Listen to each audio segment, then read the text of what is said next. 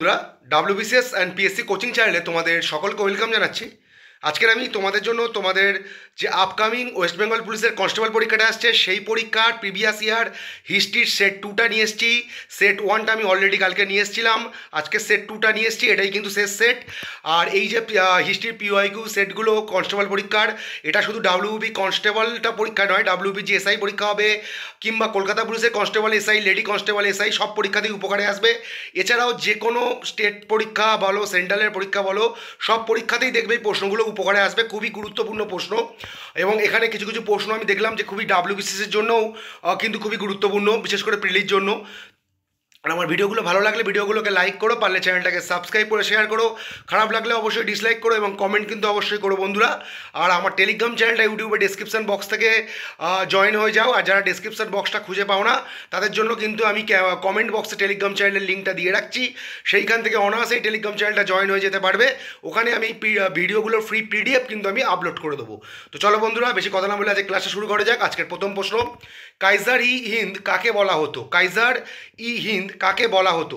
পণ্ডিত জওহরলাল নেহরু, মহাত্মা গান্ধী, নেতাজি সুভাষচন্দ্র বসু, দাদাভাই নৌরোজি।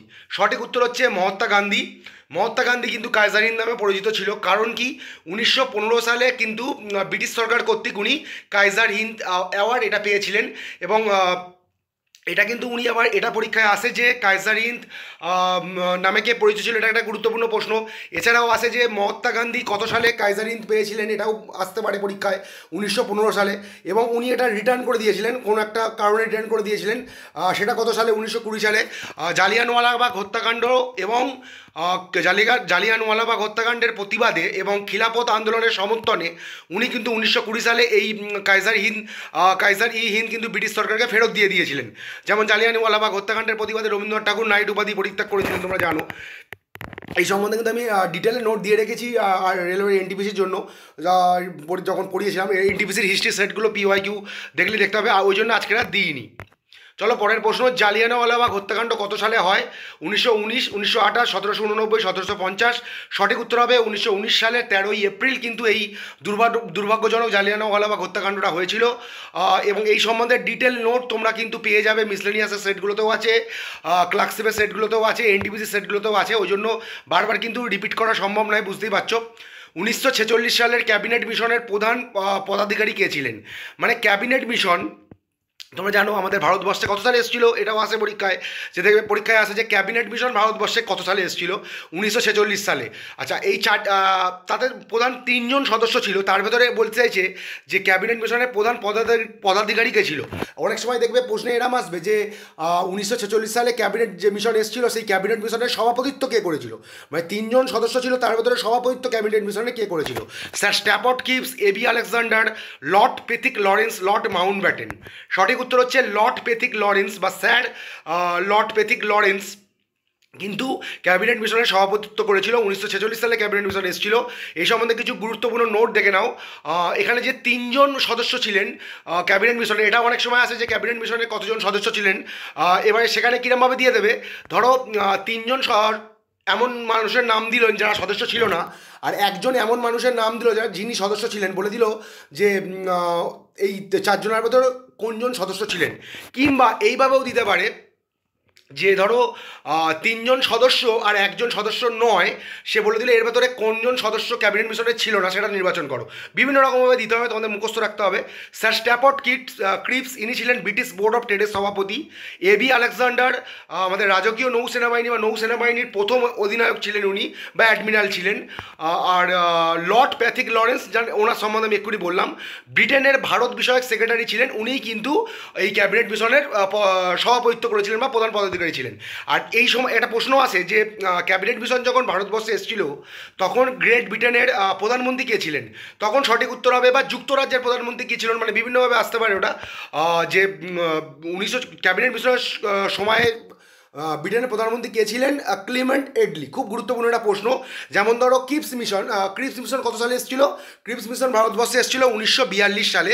ওই সময় প্রধানমন্ত্রী কে ছিলেন? ওই সময় প্রধানমন্ত্রী ছিলেন আমার এই মুহূর্তে ঠিক মনে পড়ছে না, উইনস্টন চার্চিল ছিলেন যতদূর আমার মনে পড়ছে। 1942 সালে ক্রিপস মিশন যখন ভারতে এসেছিল তখন কিন্তু ব্রিটেনের প্রধানমন্ত্রী ছিল উইনস্টন চার্চিল, আর ক্যাবিনেট মিশন যখন ভারতে এসেছিল তখন কিন্তু প্রধানমন্ত্রী ছিল Clement Attlee, sir Clement Attlee. জিন্দা পীর নামে পরিচিত কোন সম্রাট, খুব গুরুত্বপূর্ণ, শাহজাহান, জাহাঙ্গীর, আকবর, ঔরঙ্গজেব। সঠিক উত্তর হবে ঔরঙ্গজেব। সোজা প্রশ্ন কিন্তু দেখো, অনেক সময় সোজা প্রশ্নই দেখবে মিস্টেক হয়ে যায়। এবং ঔরঙ্গজেব কিন্তু আলমগীর নামেও পরিচিত ছিল, যেটা আমাদের ফুডের পরীক্ষায় এসেছিল, যে পরীক্ষাটা মার্চে হয়েছিল 2024 সালের। সতীদাহ প্রথা কে রদ করেন? Lord Dalhousie, Lord Curzon, Lord William Bentinck, Lord Canning. এই সম্বন্ধে আমি বহুবার নোট দিয়েছি। সতীদাহ প্রথা রোধ করেছিলেন লর্ড উইলিয়াম বেন্টিক, যিনি ছিলেন ভারতবর্ষের বাংলার প্রথম, ভুল বলছি, এক মিনিট, বাংলার শেষ গভর্নর জেনারেল কে ছিলেন এটাও আসে পরীক্ষায়। বাংলার শেষ গভর্নর ছিলেন লর্ড উইলিয়াম বেন্টিক, এবং ভারতের প্রথম গভর্নর জেনারেল ছিলেন লর্ড উইলিয়াম বেন্টিক। 1833 সাল থেকে কিন্তু উনি ভারতের গভর্নর জেনারেল পদে অধিষ্ঠিত হন, এবং বাংলার শেষ গভর্নরও ছিলেন লর্ড উইলিয়াম বেন্টিক। এগুলো প্রচণ্ড ইম্পর্টেন্ট প্রশ্ন, এবং এই সতীদাহ প্রথা সম্বন্ধে বহুবার বলেছি, তোমরা জানো রাজা রামমোহন রায়ের সহযোগিতায় এর পিছনে একটা বিশাল ভূমিকা ছিল। এবং কোন রেগুলেশন দ্বারা সতীদাহ প্রথা রদ করা হয়েছিল? সেটা হচ্ছে সপ্তদশ রেগুলেশন দ্বারা। ঠিক আছে, বিধবা বিবাহটা কিন্তু পঞ্চদশ প্রবর্তন হয়েছিল পঞ্চদশ রেগুলেশন দ্বারা, কিন্তু ওটা পরে হয়েছিল 1856। এটা কিন্তু আগে হয়েছে, কিন্তু এই রেগুলেশন সপ্তদশ, ওটা কিন্তু পঞ্চদশ। এটা একটু গুলিয়ে ফেলো না, একটুখানি একটুখানি সিনসিয়ারলি পড়ো, তাহলে আশা করি কোনো অসুবিধা হবে না। সার্ভেন্টস অফ ইন্ডিয়ান সোসাইটি কে প্রতিষ্ঠা করেন? অরবিন্দ ঘোষ, গোপাল কৃষ্ণ গোখলে, দাদাভাই নৌরোজি, অ্যানি বেসান্ত। খুব গুরুত্বপূর্ণ একটা প্রশ্ন। সঠিক উত্তর হবে গোপাল কৃষ্ণ গোখলে 1905 সালে সার্ভেন্ট অফ ইন্ডিয়া সোসাইটি প্রতিষ্ঠা করেন। এটা কিন্তু পুরোটাই মুখস্থ রাখতে হবে, যে এরমভাবেও আসতে পারে যে সার্ভেন্ট অফ ইন্ডিয়া সোসাইটি কবে প্রতিষ্ঠিত হয়? 1905 সালে। কে প্রতিষ্ঠা করেন? গোপাল কৃষ্ণ গোখলে। কোথায় প্রতিষ্ঠা হয়েছিল? পুনেতে, যেটা মহারাষ্ট্রে অবস্থিত। ঠিক আছে, আর এই গোপালকৃষ্ণ গোখলেকে জানো তোমরা মহাত্মা গান্ধীর রাজনৈতিক গুরু বলা হয়। মহাত্মা গান্ধীর রাজনৈতিক গুরুকে গোপালকৃষ্ণ গোখলে। মনসবদারি প্রথা কে প্রবর্তন করেন? মনসবদারি প্রথা কে প্রবর্তন করে? এই সম্বন্ধে কালকেই হয়তো একটা প্রশ্ন এসেছিল। আকবর, জাহাঙ্গীর, শেরশাহ, শাহজাহান। জানো আশা করি। সঠিক উত্তর হবে আকবর কিন্তু 1571 সালে এই মনসবদারি প্রথা প্রবর্তন করেছিলেন, এবং মঙ্গোলিয়া থেকে কিন্তু উনি এই পদ্ধতিটা কিন্তু অ্যাডপ্ট করেছিলেন। অনেক সময় আসে যে আকবর যে মনসবদারি প্রথা ভারতে প্রবর্তন করেছিলেন, এইটা কোন দেশ থেকে উনি অনুপ্রাণিত হয়েছিলেন বা ধার করেছিলেন বা অ্যাডপ্ট করেছিলেন, এটা কোন দেশের সিস্টেম, সেটা সঠিক উত্তর তখন হবে মঙ্গোলিয়া থেকে কিন্তু এই পদ্ধতিটা কিন্তু উনি অনুসরণ করে ধার করেছিলেন বা অ্যাডপ্ট করেছিলেন। আচ্ছা, পাল বংশের প্রতিষ্ঠাতাকে? গোপাল, দেবপাল, মহিপাল, ধর্মপাল। সঠিক উত্তর হবে গোপাল। দেখবে আমার চ্যানেলের প্রথম যে ভিডিও, আমার চ্যানেলে একদম first video, WBCS PSC coaching চ্যানেলের যে ফার্স্ট ভিডিও দেখবে পাল বংশ সম্বন্ধে করা আছে। ওই পাল বংশ সম্বন্ধে 4টে MCQ আমি ভিডিও আপলোড করেছিলাম, যদিও ভিডিওর কোয়ালিটি ভালো ছিল না, আমার ভয়েস তখন আমি এতটাও ভালোভাবে দিতে পারিনি, অন্যভাবে সফটওয়্যার দিয়ে করতাম। দেখবে কিন্তু ওইগুলো যদি তোমরা পড়ে নাও, ওই পাল আর সেন যুগ থেকে ওর বাইরে থেকে কিন্তু কোনো কোশ্চেন আসবে না, তোমরা দেখতে পারো। একদম প্রথম সেট দেখবে, আমার প্রথম সেটটাই পাল যুগ নিয়ে, পরপর 4টে মতো আছে, যতদূর মনে পড়ছে 3টে সেন যুগ সম্বন্ধেও দিয়েছিলাম। মেগাস্তিনিস রচিত ইন্ডিকা কোন বংশের কথা জানা যায়? গুপ্ত, পল্লব, মৌর্য, চালুক্য। তাহলে মেগাস্তিনিস রচিত ইন্ডিকা, তোমরা জানো ইন্ডিকা গ্রন্থের রচয়িতাকে এটাও আসে। তাহলে মেগাস্তিনিস রচিত ইন্ডিকা থেকে কোন বংশের কথা জানা যায়? মৌর্য বংশের কথা জানা যায়। আর ভিডিওর মাঝখানে দেখছো মাঝে মাঝে আমি এরকম করছি, কারণ এটা করতেই হচ্ছে, না করলে যখন অ্যানালাইসিস করি কোনো একটা ভিডিও, বিশেষ করে সায়েন্সের ক্লাসের সময়, যদি নির্দিষ্ট সময় অন্তর আমি বলতেই থাকি আর এটা যদি টাচ না করি, তাহলে কিন্তু ওটা পজ হয়ে যাবে, আবার প্রথম থেকে করতে হবে। ধরো একটা ভিডিও অলরেডি আমি 30 মিনিট বলে ফেলেছি, সেটা পজ হয়ে গেলে আবার প্রথম থেকে করতে হবে। এইবার যদি আবার টাচ করি, এরকম পরেরটা চলে আসে, বা টাচ করলে এইরকম হয়ে যায়। ওই জন্য অনেকে যারা পুরনো ছাত্রছাত্রী জানো, নতুন যারা ছাত্রছাত্রী তাদের উদ্দেশ্যে বলে দিলাম, কারণ অনেকেই বলেছো বিরক্ত ফিল করছো, বুঝতে পারছি। PN ঠাকুর কার ছদ্মনাম ছিল? অপশান 1 রাসবিহারী বসু, সুভাষচন্দ্র বসু, হেমচন্দ্র কানুনগো, শচীন্দ্রনাথ সান্যাল। রাসবিহারী বসুর ছদ্মনাম ছিল PN ঠাকুর। ঠিক আছে, জানো তোমরা আশা করি। রাসবিহারী বসু সম্বন্ধে প্রচুর নোট দিয়েছি, প্রচুরবার আমি যখন পড়িয়েছি। নিম্নলিখিতর মধ্যে কোনটি পশ্চিমবঙ্গের দিনেমার উপনিবেশ ছিল, ড্যানিশদের উপনিবেশ ছিল? ঠিক আছে, চুঁচড়া হুগলি, চন্দননগর হুগলি, শ্রীরামপুর হুগলি, ব্যারাকপুর, দক্ষিণ চব্বিশ পরগনা। সঠিক উত্তর হবে শ্রীরামপুর হুগলি। ঠিক আছে, তাহলে দিনেমার উপন্যাস বা ডেনিশদের উপনিবেশ কোথায় ছিল? ড্যানিশদের উপনিবেশ ছিল শ্রীরামপুর হুগলি। এখানকার যারা বাসিন্দা তারা আরও ভালো জানবে। 1857 সালে যেমন চন্দননগরের সঙ্গে কিন্তু ফরাসিদের একটা লিঙ্ক আছে, গোয়ার সঙ্গে পদুচেরির সঙ্গে পর্তুগিজদের একটা লিঙ্ক আছে, তোমরা জানো গোয়ার সঙ্গে পর্তুগিজদের লিঙ্ক আছে। 1857 সালে মহাবিদ্যের সময় কানপুরে কে বিদ্রোহীদের নেতৃত্ব দিয়েছিলেন, মানে 1857 সালে যে সিপাহী মিউটিনি, এটার সময় যে কানপুরে কে বিদ্রোহীদের নেতৃত্ব দিয়েছিলেন? নানা সাহেব, দ্বিতীয় বাহাদুর শাহ, রানী লক্ষ্মীবাই, বেগম হজরত মহল। সঠিক উত্তর হবে নানা সাহেব, যিনি কিন্তু পেশোয়া বালাজি বাজিরাও সম্বন্ধেও কিন্তু পরিচিত। পেশোয়া বালাজি বাজিরাও নাম তার আসল নাম, এই নামে নানা সাহেব নামেও তিনি কিন্তু পরিচিত। কোন মুঘল সম্রাট দ্বীন-ই ইলাহি ধর্ম প্রবর্তন করেন? শাহজাহান, হুমায়ুন, জাহাঙ্গীর, আকবর। সকলেই জানো আকবর কিন্তু দ্বীন-ই ইলাহি ধর্ম প্রবর্তন করেছিলেন, এবং বীরবল একমাত্র হিন্দু যিনি কিন্তু ওই দ্বীন-ই ইলাহি ধর্ম কিন্তু গ্রহণ করেছিলেন। অজাতশত্রু কোন মহাজন পদের অধিপতি ছিলেন? মানে মহাজন পদ বলতে ষোড়শ মহাজন পদ, তোমাদের এই সম্বন্ধে প্রচুর শর্টস দিয়ে রেখেছি, চাইলে দেখতে পারো। অঙ্গ, কৌশল, মগধ, অবন্তী। সঠিক উত্তর হচ্ছে মগধ। অজাতশত্রু কিন্তু মগধের অধিপতি ছিলেন। বাংলা রেনেসাঁসের জনক কাকে বলা হয়? এটা আর কি বাংলা রেনেসাঁসের জনক বা ধরো ভারতেরও নবজাগরণের পথিক এইভাবেও আসতে পারে। রাজা রামমোহন রায়, পণ্ডিত ঈশ্বরচন্দ্র বিদ্যাসাগর, মাইকেল মধুসূদন দত্ত, প্রিন্স দ্বারকানাথ ঠাকুর। সঠিক উত্তর হবে রাজা রামমোহন রায়কেই বলা হতো, তোমরা জানো, রেনেসাঁসের জনক বা আমাদের ভারতের নবজাগরণের প্রতীক। কোন সভ্যতার অধিবাসীরা প্রথম নিকাশি ব্যবস্থার প্রচলন করেন? মেসোপটেমিয়া, মিশরীয়, সিন্ধু, চৈনিক। সঠিক উত্তর হবে সিন্ধু সভ্যতা। সিন্ধু সভ্যতা কিন্তু ফার্স্ট ডেভেলপ করেছিল এই যে আমাদের drainage system, first developed by আমাদের সিন্ধু সভ্যতা। বা ঠিক আছে, খুবই একটা কি খুব গুরুত্বপূর্ণ একটা প্রশ্ন। এখান থেকে কিন্তু অ্যাকচুয়ালি সিন্ধু সভ্যতা, হরপ্পা সভ্যতার সঙ্গে কিন্তু আর কি প্রচুর প্রশ্ন তো আর কি মানে করানো যায়। আমি সেইভাবে কোনোদিন করাইনি, ইচ্ছা আছে কখনো করানোর। মানে ইন্দু সিভিলাইজেশন কিন্তু আমাদের ফার্স্ট কিন্তু ওই ড্রেনেজ সিস্টেমটা কিন্তু মানে পৃথিবীর মধ্যে প্রথম বলতে পারো যে দ্বারা বিকশিত হয়েছিল, যাদের দ্বারা। এবং এটা কিন্তু একটা মানে তখনকার দিনের বিস্ময় ছিল। ভারতীয় জাতীয় কংগ্রেসের একমাত্র কোন অধিবেশনে মহাত্মা গান্ধী সভাপতিত্ব করেছিলেন? ঠিক আছে, করাচি, অমরাবতী, নাগপুর, বেলগাঁও। সঠিক উত্তর হচ্ছে বেলগাঁও অধিবেশন একমাত্র যেখানে মহাত্মা গান্ধী কিন্তু সভাপতিত্ব করেছিলেন। আর কোনো দিন কিন্তু কংগ্রেসের কোনো অধিবেশনে মহাত্মা গান্ধী সভাপতিত্ব করেনি। এবার বেলগাঁও অধিবেশন সম্বন্ধে একটু বলে দিই। বেলগাঁও অধিবেশন কত সালে হয়েছিল? 1924 সালে, এটাও আসতে পারে। আর বেলগাঁও কোথায় অবস্থিত? কর্ণাটকে অবস্থিত। অনেক সময় কিন্তু এইভাবেও দিয়ে দিতে পারে যে একমাত্র বেলগাঁও অধিবেশনে মহাত্মা গান্ধী 1924 সালে সভাপতিত্ব করেন। এই বেলগাঁও কোথায় অবস্থিত? সঠিক উত্তর হবে কর্ণাটকে। এগুলো কিন্তু তোমরা একটু দেখে নেবে। সিন্ধু সভ্যতার উল্লেখযোগ্য বন্দর কোনটি ছিল? লোথাল, কালীবঙ্গার, সুরকোটারা, ঢোলাবিরা। সঠিক উত্তর হবে লোথাল, তোমরা জানো আশা করি, খুবই সোজা প্রশ্ন এটা। ভারতীয় জাতীয় কংগ্রেসের কোন অধিবেশনে পূর্ণ স্বরাজের অঙ্গীকার নেওয়া হয়েছিল? লাহোর, মাদ্রাজ, হরিপুরা, কলকাতা। সঠিক উত্তর হচ্ছে লাহোর। 1929 সালে যে অধিবেশনটা বসেছিল লাহোর, মানে 1929 সালে আমাদের ইন্ডিয়ান ন্যাশনাল কংগ্রেসের যে অধিবেশনটা বসেছিল সেই অধিবেশনে সভাপতিত্ব করেছিলেন জওহরলাল নেহরু, এবং সেই অধিবেশনেই কিন্তু প্রথম পূর্ণ স্বরাজের দাবি ওঠে। গুপ্ত সাম্রাজ্যের সরকারি ভাষা কী ছিল? ঠিক আছে, মানে অফিসিয়াল ল্যাঙ্গুয়েজ কী ছিল গুপ্ত সাম্রাজ্যের? হিন্দি, পালি, প্রাকৃত, সংস্কৃত। সঠিক উত্তর হবে সংস্কৃত। ঠিক আছে, গুপ্ত সাম্রাজ্যের অফিসিয়াল ল্যাঙ্গুয়েজ ছিল সংস্কৃত। ইংরেজ সরকারের পেশ করা ইলবার্ট বিল কিসের সঙ্গে সম্পর্কিত ছিল? অর্থনীতি, ধর্ম, বিচার ব্যবস্থা, সৈন্যবাহিনী। সঠিক উত্তর হচ্ছে বিচার ব্যবস্থা। ঠিক আছে, ইলবার্ট যে বিল এটা কিন্তু বিচার ব্যবস্থা রিলেটেড একটা ব্যাপার ছিল।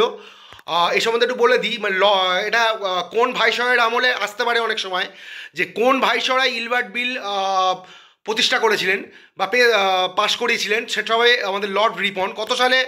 1883 সালে। কার দ্বারা পাশ করিয়েছিলেন? আইনজীবী স্যার হচ্ছে কোটেনাই পেরিগ্রিন ইলবার্ট। ঠিক আছে, এই আইনজীবী স্যার কোটেনাই পেরিগ্রিন বা কেপি ইলবার্ট কিন্তু এই আইনটা আর কি বানিয়েছিলেন, যেটা লর্ড রিপন আর কি পাস করিয়েছেন 1883 সালে। এবং এই আইনের বিরুদ্ধে শ্বেতাঙ্গরা একটা বিদ্রোহ করেছিল, যেটা কিন্তু হোয়াইট মিউটিনি নামে পরিচিত। ঠিক আছে, হোয়াইট মিউটিনি নামে পরিচিত। ঠিক আছে, আর এইটা কি ছিল? ইলবার্ট বিলটা ছিল কি, মানে এই বিলের দ্বারা ভারতীয় বিচারপতিদের ক্ষমতা দেওয়া হয়েছিল শ্বেতাঙ্গ অপরাধীদের বিচার করার। এর আগে কিন্তু এটা ছিল না। মানে এই ইলবার্ট বিল দ্বারা ভারতীয় বিচারপতিদের ক্ষমতা দেওয়া হয় যে ভারতীয় বিচারপতিরাও কিন্তু শ্বেতাঙ্গ অপরাধীদের বিচার করতে পারবে, যার ফলে কিন্তু শ্বেতাঙ্গরা আর কি খুবই ক্ষুব্ধ হয়েছিল যে কালা আদমি বিচার করবে তাদের, এটা তারা কখনোই মেনে নিতে পারতো না। 1853 সালে প্রথম রেলপথ নিম্নোক্ত কোন রাজ্যে স্থাপিত হয়েছিল? উত্তরপ্রদেশ, রাজস্থান, মহারাষ্ট্র, বিহার। সঠিক উত্তর হবে মহারাষ্ট্র। কালকে একটু এই সম্বন্ধে বলছিলাম যে ডালহৌসিকে আমাদের রেলপথের জনক বলা হয়। গ্যারেন্টি সিস্টেম সম্বন্ধে একটু বলছিলাম। প্রথম কিন্তু যে আমাদের যে রেলওয়ে ট্র্যাক, এটা কোথায় চালু হয়েছিল? বোম্বে থেকে থানের মধ্যে, যেটা মহারাষ্ট্রে অবশ্যই জানো।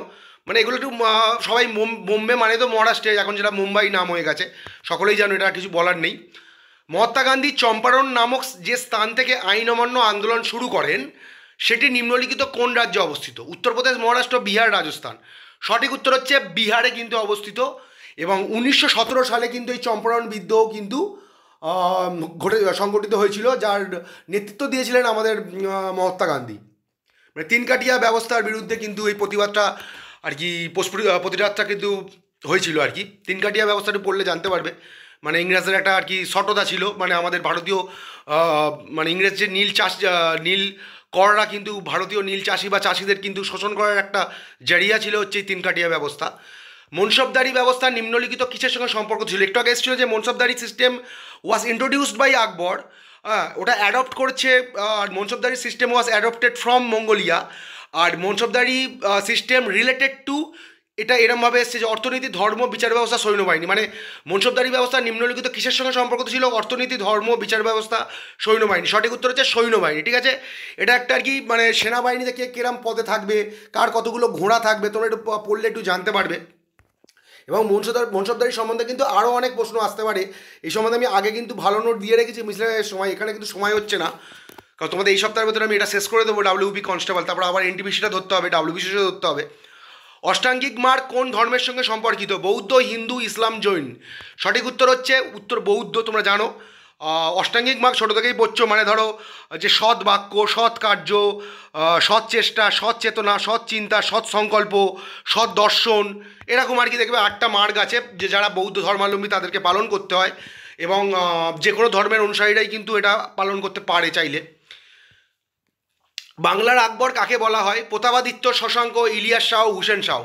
সঠিক উত্তর হুসেন শাহ। বাংলার আকবর কাকে বলা হয়? হুসেন শাহকে কিন্তু বাংলার আকবর বলা হয়। ফিরোজ শাহ তুগলককে কিন্তু সুলতানি যুগের আকবর বলা হয়। আর জয়নাল আবেদিনকে কিন্তু কাশ্মীরের আকবর বলা হয়। কংগ্রেসের সুরাট অধিবেশনে যে নরমপন্থী আর যে চরমপন্থীদের মধ্যে বিভাজন হয় সেটা কিন্তু কত সালে অনুষ্ঠিত হয়েছিল?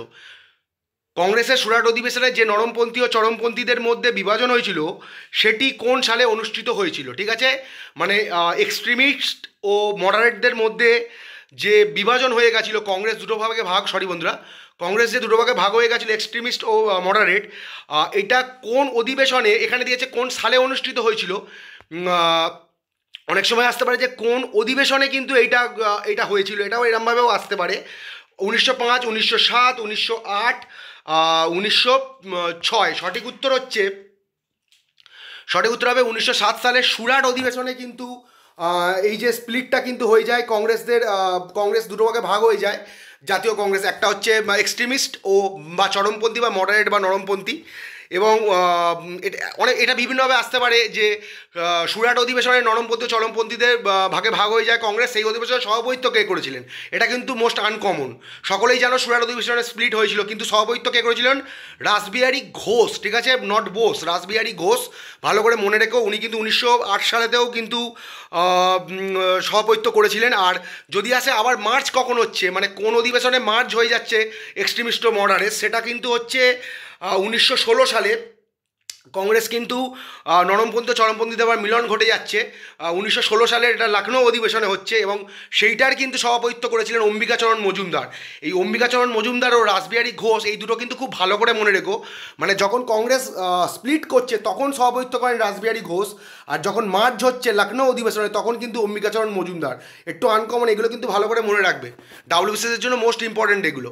পানিপথের দ্বিতীয় যুদ্ধ কত সালে হয়? 1526, 1564, 1556, 1761। সঠিক উত্তর হচ্ছে 1556 সালে কিন্তু পানিপথের দ্বিতীয় যুদ্ধ হয়েছিল। এবং যদি এক্সাক্ট ডেটটা অনেক সময় এখন জানতে চাওয়া হচ্ছে বিভিন্ন পরীক্ষায়, আকবর ও হিমুর মধ্যে কিন্তু এই পানিপথের দ্বিতীয় যুদ্ধ হয়েছিল। আর হিমু ছিল আদিল শাহের হিন্দু সেনাপতি।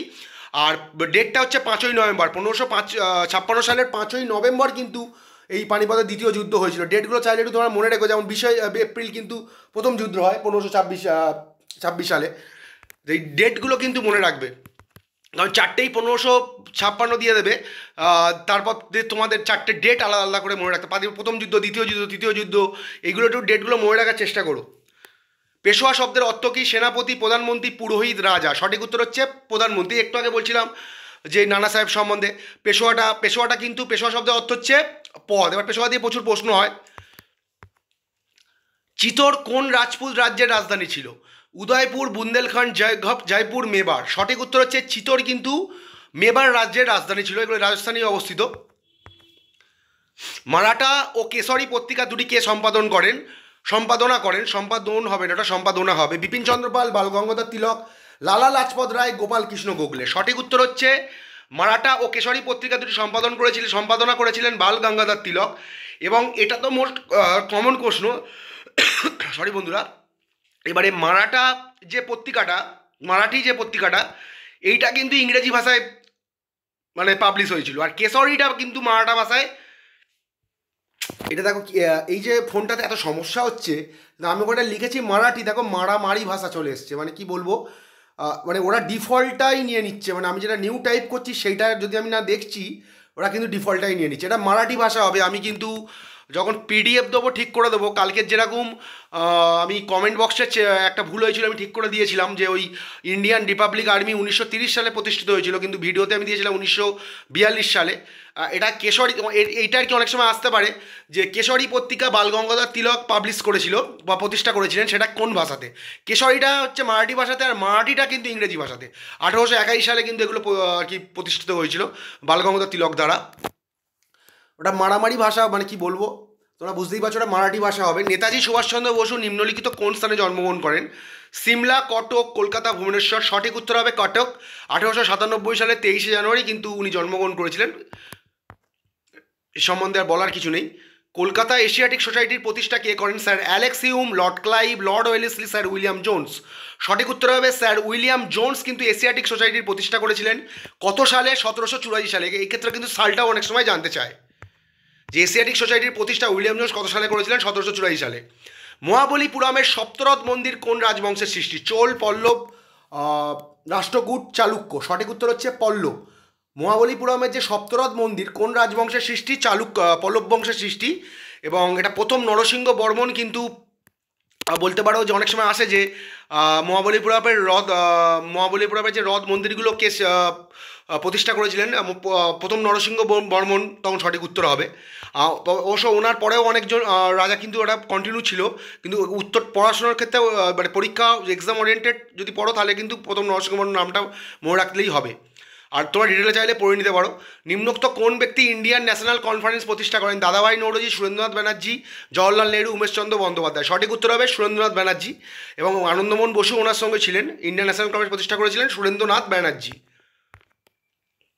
মানে আমাদের যাকে বাংলার মুকুটহীন রাজা বলা হয়। নবাব ওয়াজেদ আলী শাহ কোন স্থানের নবাব ছিলেন? লখনৌ, দিল্লি, অযোধ্যা, কানপুর। লখনৌ, দিল্লি, অযোধ্যা, কানপুর। সঠিক উত্তর হচ্ছে লখনৌ। নবাব ওয়াজেদ আলী শাহ কিন্তু লখনৌর নবাব ছিলেন।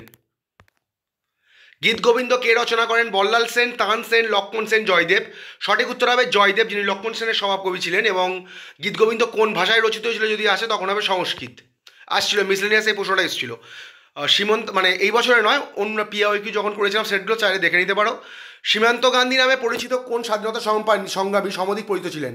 মানে এটা প্রশ্নটা বলছে সীমান্ত গান্ধী নামে কোন স্বাধীনতা সংগ্রামী সমধিক পরিচিত ছিলেন। সীমান্ত গান্ধী নামে পরিচিত এটা হবে না, সীমান্ত গান্ধী নামে পরিচিতটা হবে না। সীমান্ত গান্ধী নামে কোন স্বাধীনতা সংগ্রামী সমধিক পরিচিত ছিলেন? সৈয়দ আহমেদ খান, দাদাভাই নৌরোজি, খান আব্দুল গফ্ফর খান, মোহাম্মদ ইকবাল। সঠিক উত্তর হচ্ছে খান আব্দুল গফ্ফর খান। উনি কিন্তু সীমান্ত গান্ধী নামে পরিচিত ছিলেন।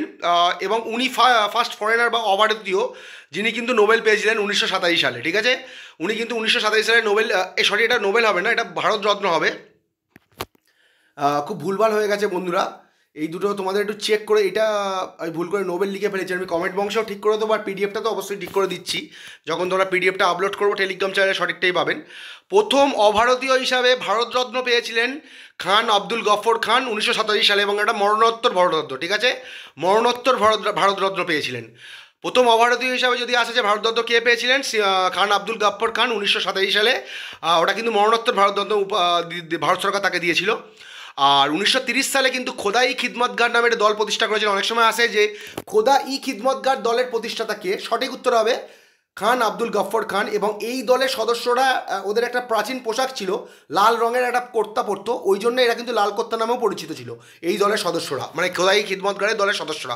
অনেক সময় আসতে পারে যে কোন স্বাধীনতা কামী দলের সদস্যরা লাল কুর্তা নামে পরিচিত ছিল, 4টে অপশান দিল, ধরো অনুশীলন সমিতি, এরকম 4টে অপশান দিয়ে দিল। সঠিক উত্তর হবে খোদা ই খিদমতগারের সদস্যরা কিন্তু লাল কুর্তা নামে পরিচিত ছিল, যেটা খান আব্দুল গফর খান কর্তৃক প্রতিষ্ঠিত হয়েছিল, এবং উনি 1987 সালে মরণোত্তর উপাধিতে ভূষিত হয়, অ্যাজ এ মরণোত্তর ভারতরত্ন উপাধিতে ভূষিত হন অ্যাজ এ ফার্স্ট অভারতীয় হিসাবে। বিজয়নগর সাম্রাজ্যের শ্রেষ্ঠ সম্রাট কে ছিলেন? প্রথম রাজরাজ তৃতীয় গোবিন্দ নরসিংহ বর্মন কৃষ্ণদেব রায়। সঠিক উত্তর হচ্ছে কৃষ্ণদেব রায় কিন্তু বিজয়নগর সাম্রাজ্যের শ্রেষ্ঠ সম্রাট ছিলেন, এবং উনি কিন্তু তুলুপ বংশের সম্রাট ছিলেন। আর জানো তোমরা বিজয়নগর সাম্রাজ্য 4টে ভাগে ভাগ, সঙ্গম বংশ, শালুক বংশ, তুলুপ বংশ, আরবিডু বংশ। কৃষ্ণদেব রায় কিন্তু তুলুপ বংশের রাজা ছিলেন, এবং ওনার দুটো বিখ্যাত গ্রন্থ হচ্ছে আম্মুক্ত মাল্যদা গ্রন্থ, যেটা তেলেগু ভাষায় রচিত, এবং জাম্ববতী কল্যাণম গ্রন্থ, যেটা সংস্কৃত ভাষায় রচিত, ঠিক আছে। আর এডওয়ার্ড বারবোসা একজন পর্তুগিজ পর্যটক, ও ডোমিঙ্গো দি পায়েস, এটা বেশি আসে, পর্তুগিজ পর্যটক, দুজনেই পর্তুগিজ, এডওয়ার্ড বারবোসা ও ডোমিঙ্গো দি পায়েস। এনারা কিন্তু কৃষ্ণদেব রায়ের আমলে ভারতে এসেছিল। অনেক সময় এইভাবেও আসতে পারে যে ডোমিঙ্গো দি পায়েস বা এডওয়ার্ড বারবোসা কার সময় ভারতে যখন এসেছিলেন তখন শাসক কে ছিলেন, বা এইভাবেও আসতে পারে যে ধরো এডওয়ার্ড বারবোসা বা ডোমিঙ্গো দি পায়েস কোন রাজার রাজসভায় এসেছিলেন, ঠিক আছে। তখন 4টে অপশনের সঙ্গে দেখলে কৃষ্ণদেব রায় আছে, সঠিক উত্তর কৃষ্ণদেব রায় হবে। তো আজকের এই পর্যন্ত বন্ধুরা, তোমাদের হিস্ট্রির দুটো কমপ্লিট করে দিলাম। ওয়েস্ট বেঙ্গল পুলিশ কনস্টেবলের হিস্ট্রির যত পিওয়াইকিউ সেট আছে আমি কমপ্লিট করে দিলাম, কালকে একটা দিয়েছি, আজকে একটা দিয়েছি। আর দুটো ওইটা নোবেল হবে, ওটা ভারতরত্ন হবে, আমি কমেন্টে ঠিক করে দিচ্ছি। আর ওই মারামারি না, ওটা মারাঠি ভাষা হবে। আর তোমরা ভিডিও তো দেখছোই না, জানি না কেন কি ভুল করে ফেললাম তোমাদের সঙ্গে, হঠাৎ করে ভিডিও তো দেখাই বন্ধ করে দিয়েছো। যাক, তোমরা বড় বড় চ্যানেল দেখছো, দেখো, আমার কোনো অসুবিধা নেই, আমার ভিডিও করার দায়িত্ব আমি করব, কিছু ছেলে মেয়ে যারা দেখে তাদের জন্যই আমি করি। তো ভালো থেকো বন্ধুরা, good day and good bye.